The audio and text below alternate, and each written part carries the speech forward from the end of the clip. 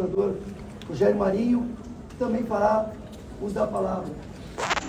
Para não, nós da oposição entregaremos para vocês imprensa de outras nações, inclusive após aí o deputado Gayer já ficará à disposição para também traduzir, pois é importante que todo o cenário internacional, e não só aqui, enxergue o que está acontecendo. A oposição da Câmara dos Deputados traz à nação brasileira um alerta urgente sobre o estado de exceção que se instala silenciosamente, mas a olhos vistos em nosso país. O Brasil está vivenciando um preocupante processo de erosão de suas instituições e de ataque sistemático às liberdades individuais e coletivas.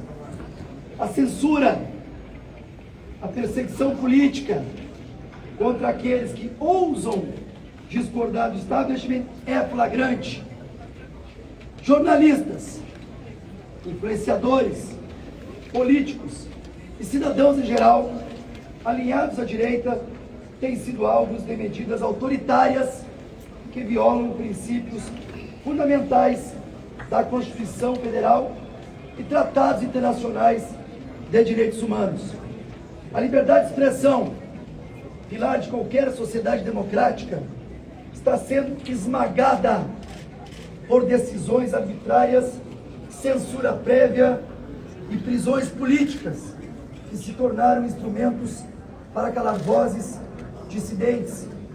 Isso sem contar os sem números de abusos contra as leis vigentes, com prisões sem fundamento jurídico idôneo, como no caso de Felipe Martins, preso por uma viagem jamais feita. A imprensa livre, que deveria ser um escudo contra o abuso de poder, tem sido alvo de tentativas de silenciamento por meio de processos judiciais seletivos, bloqueio de contas bancárias e remoção forçada de conteúdos críticos ao governo e ao sistema judiciário. Por jornalistas que ousam denunciar essa escalada autoritária, enfrentam ameaças, detenções arbitrárias e restrições inconstitucionais à sua atividade profissional.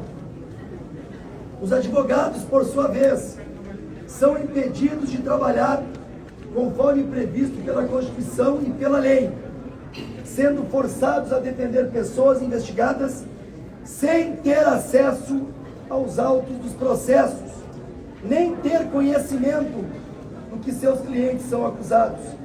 E quando tentam fazer sustentações orais ou despachar com os juízes responsáveis pelo estado de coisas inconstitucional que enfrentamos hoje, não são recebidos e apenas encontram portas fechadas. Além disso, políticos de direita estão sendo perseguidos de maneira implacável.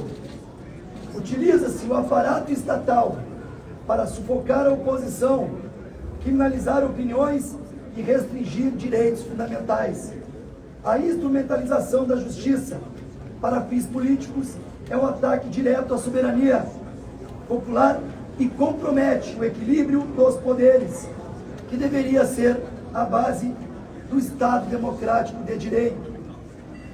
A denúncia da Procuradoria-Geral da República contra o nosso presidente Jair Bolsonaro pela suposta tentativa de golpe de Estado, entre outros crimes alegados, mas jamais comprovados, representa mais um degrau nessa escalada criminosa contra a liberdade dos brasileiros. Trata-se de uma série de acusações desprovidas de evidências concretas que sustentem as graves acusações imputadas. Uma verdadeira peça de ficção, uma denúncia encomendada para gerar um resultado que todos já conhecem. Denúncia essa baseada em delações e presunções. Ao longo do processo, o delator foi alterando e omitindo fatos, situação mais do que suficiente para anular as delações. E a maior insanidade de todas, não tivemos acesso a tais delações. Apenas no dia de hoje foram retirados os sigilos das delações. Há outro aspecto que precisa ser veemente repudiado e refutado: insistência na tese de questionar a legitimidade do processo eleitoral, que seria uma suposta etapa para a preparação de um golpe. A denúncia tenta transformar o direito à crítica em delito, colocando sob suspeita qualquer pessoa que ouse discordar do nosso processo eleitoral e descuidando que tal direito é perfeitamente protegido pela Constituição e pelo Código Penal. As recentes decisões do Supremo Tribunal Federal nos fazem questionar: teremos possibilidade de defesa para o presidente Bolsonaro? Ou ele já entra condenado a 20, 30, 40 anos de prisão? É sempre bom lembrar que Bolsonaro será julgado por aqueles que se vangloriaram de terem derrotado o bolsonarismo. O sistema se esforçou como nunca para tirar Lula da cadeia e colocá-lo de volta no poder. Passados 2 anos de uma gestão catastrófica, esse governo biônico está caindo aos pedaços, impopular, incapaz de tirar o país de uma crise sem precedentes. Povo faminto, escândalos de corrupção estourando todos os dias, sigilo de 100 anos para os gastos da primeira-dama Janja. A única conquista desse grupelho político que tomou o país de assalto é a denúncia contra Jair Bolsonaro. O sistema quer matar Bolsonaro politicamente, porque ele já aparece à frente das pesquisas contra o descondenado. Essa semana recebemos um relatório contundente da Associação dos Familiares das Vítimas do 8 de janeiro, que reúne documentos de todos os tipos de violações de direitos praticados nos últimos anos. No momento oportuno, daremos a completa publicidade a este material. Aqui bem próximo da Praça dos Três Poderes, centenas de pessoas nos trazem relatos de maus tratos de toda espécie, e seus advogados afirmam que estão sendo cerceados nas prerrogativas. Precisamos esclarecer o que as pessoas dizem que está acontecendo dentro dos presídios, por exemplo. Uma pena que hoje, para alguns setores da OAB, as tais prerrogativas só existam para quem defende o outro lado do espectro político. O Estado brasileiro mantém centenas de presos políticos e segue a caça de outros tantos. Diante desse cenário, não podemos nos calar. É nosso dever denunciar ao mundo o que está acontecendo no Brasil. Apelamos às organizações internacionais de defesa dos direitos humanos, à imprensa independente e a todas as nações que prezam pela democracia para que voltem seus olhos ao nosso país e pressionem as autoridades responsáveis. O momento exige coragem e união. Nossa luta não é apenas por um grupo específico, mas pelo direito de todos os brasileiros viverem em uma sociedade em que a liberdade não seja uma concessão do Estado, mas um direito inalienável. Hoje, a perseguição é contra a direita conservadora. Amanhã, quem será o próximo?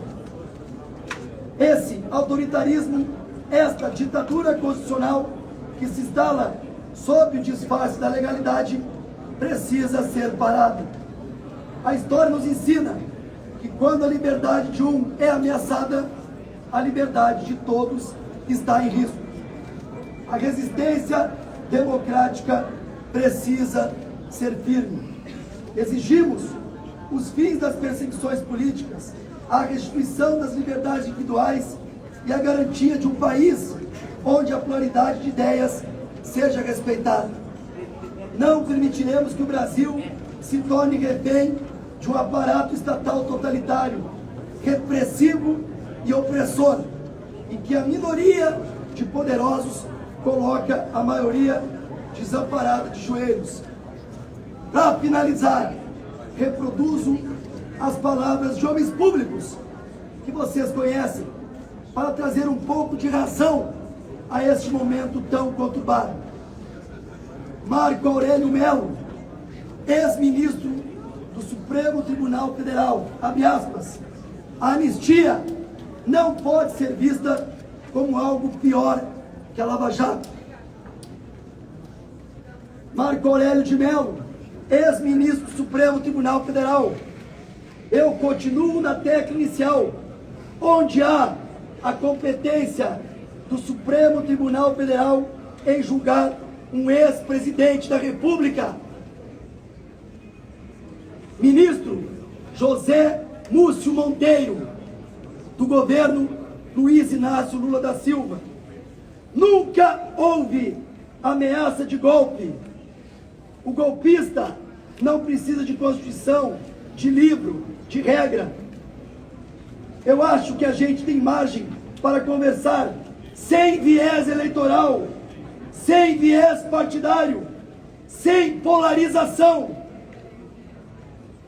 A todos que nos assistem, lembre-se, o futuro da nossa nação depende da ação agora. No dia 16 de março estaremos fora Lula e pela anistia aos presos do 8 de janeiro.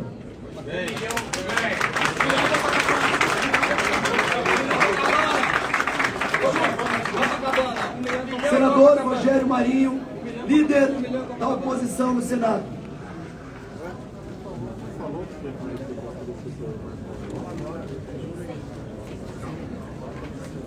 Bom, de uma maneira muito sucinta, primeiro dizer que é importante que a oposição, aqui representada pelo líder Duque e os demais deputados, mostre a sua indignação pelo momento em que estamos passando.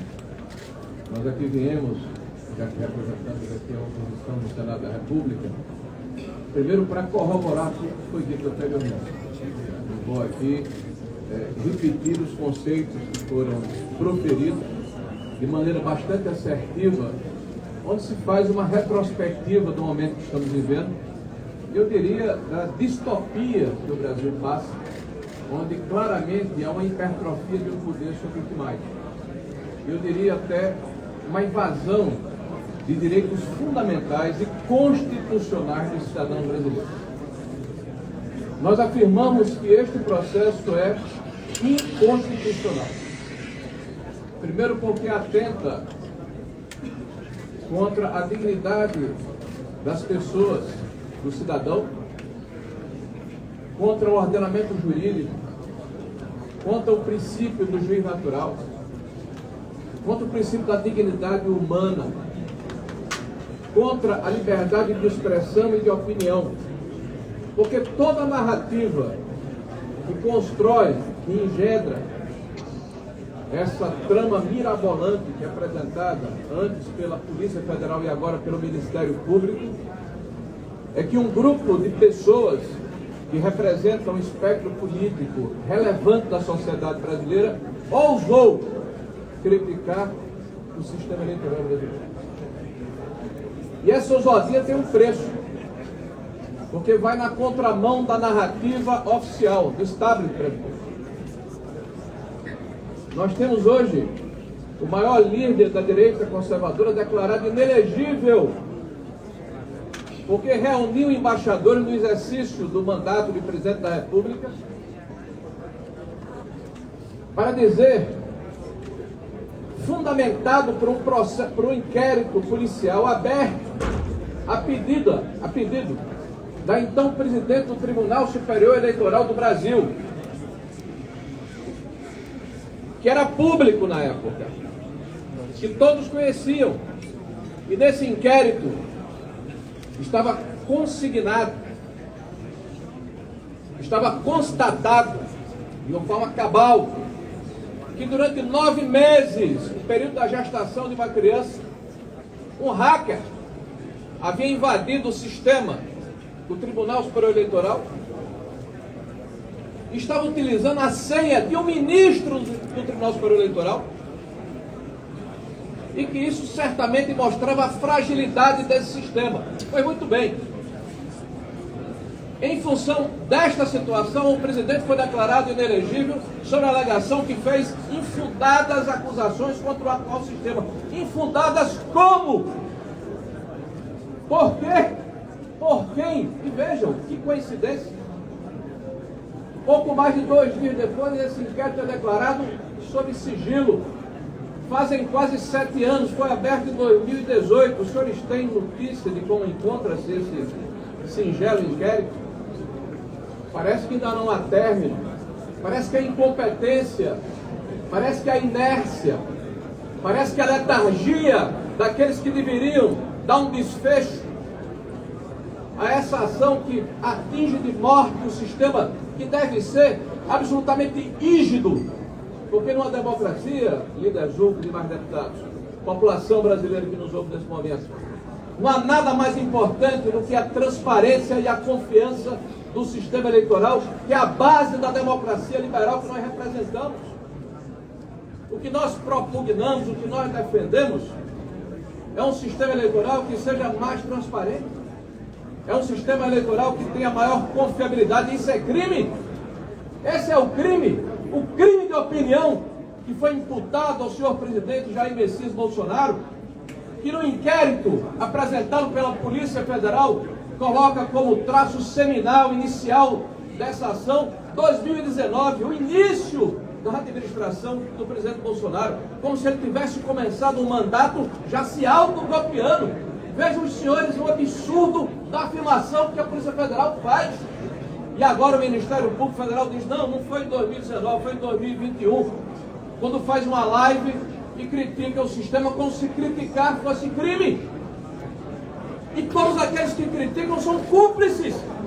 Mas muito bem, senhor Monet, Vossa Senhoria se esqueceu de incluir neste inquérito 229 parlamentares brasileiros que em agosto de 2021 votaram favoráveis à mudança desse sistema pelo voto auditável.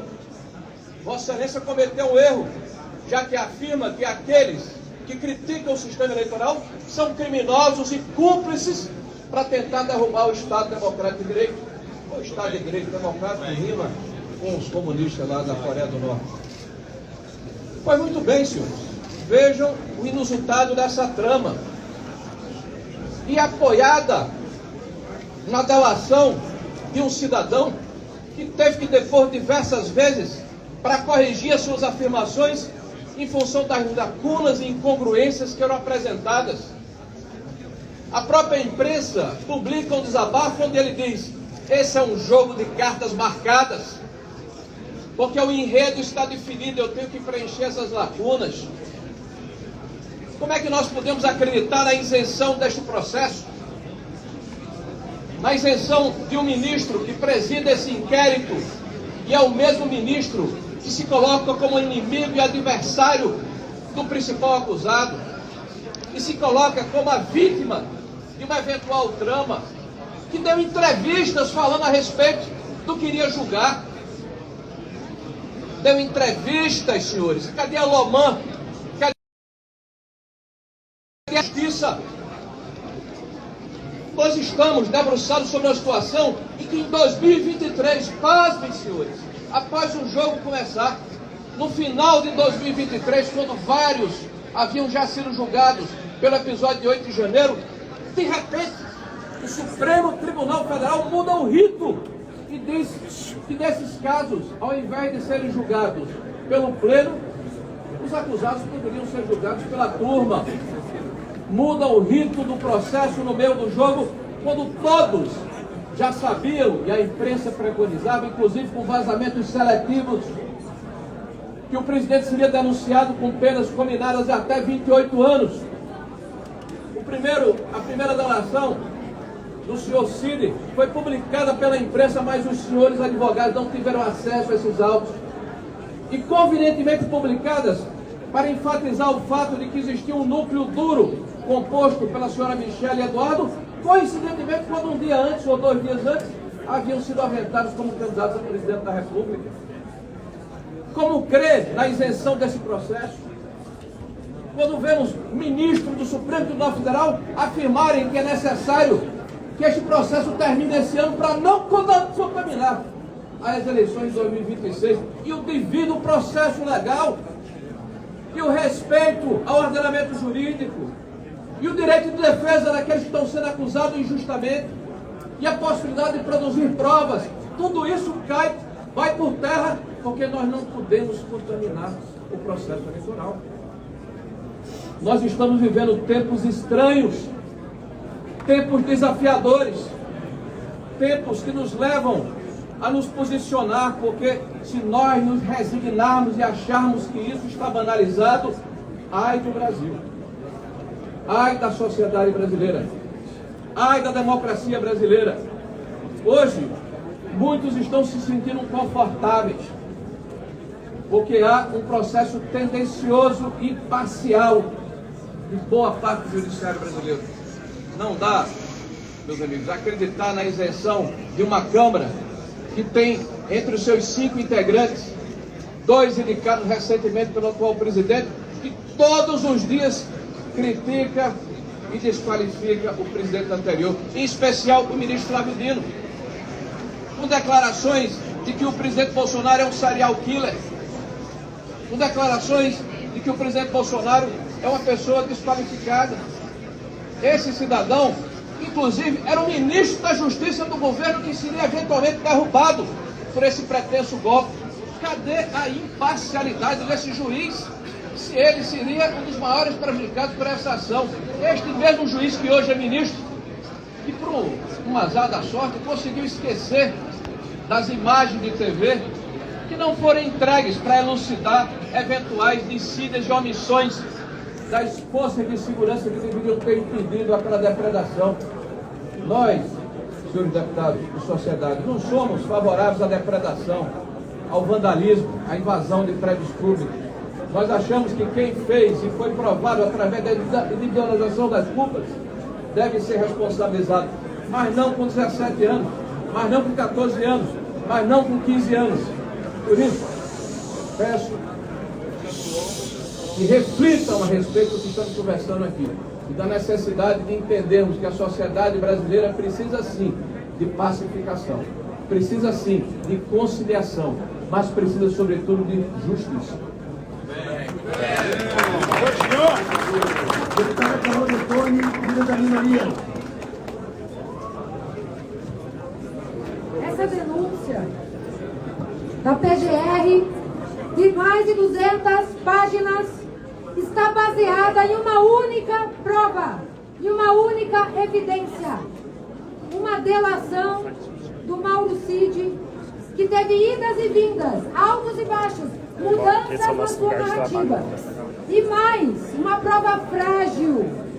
Quero relembrar aos senhores, principalmente jornalistas, dessa reportagem de março de 2024, onde áudios vazados de Mauro Cid colocam claramente que Cid teria sido coagido a delatar e critica Alexandre de Moraes. E o que está aqui? Palavras de Mauro Cid. Eu vou dizer pelo que senti. Eles já estão com a narrativa pronta, deles é só fechar. Eles querem o máximo possível de gente para confirmar a narrativa deles. Eles são a lei agora. A lei acabou há muito tempo. A lei é deles. Eles são a lei. Alexandre de Moraes é a lei. Ele prende, ele solta quando quiser, como ele quiser, com o Ministério Público, sem Ministério Público, com acusação, sem acusação. Vocês acham mesmo que num Estado de direito essa prova é válida? Essa prova não vale. Isso é uma aberração jurídica. Isso é uma narrativa construída que tem endereço certo para tentar intimidar não só o ex-presidente Bolsonaro, mas toda a direita existente nesse país, toda a oposição, todos os parlamentares, todos os senadores, porque acabou. O Estado Democrático de Direito acabou. O Supremo Tribunal Federal é um tribunal político e não é mais um tribunal jurídico. Quando a política entra pela porta de um tribunal, a justiça sai pela outra. E é disso que estamos tratando. Então que fique muito claro aqui, tudo que os nossos colegas falaram, o líder Zucco, o líder Rogério Marinho, divulguem o máximo isso, pois nós temos que lutar para restabelecer o devido processo legal, a ampla defesa, pois é uma perseguição política clara do presidente Bolsonaro. Portanto, não vamos desistir, vamos lutar pela anistia já aos presos políticos do país, porque essa desproporcionalidade já passou da conta e a sociedade brasileira, pesquisa realizada, é a favor da anistia. Anistia já! Muito obrigada. Anistia já! Anistia já! Anistia já! Anistia já! Anistia já! Anistia já! Está encerrada a presente coletiva de imprensa e vamos agora no responder a plenário pergunta? defender Senhora! o que deve ser defendido. Vocês não responderam.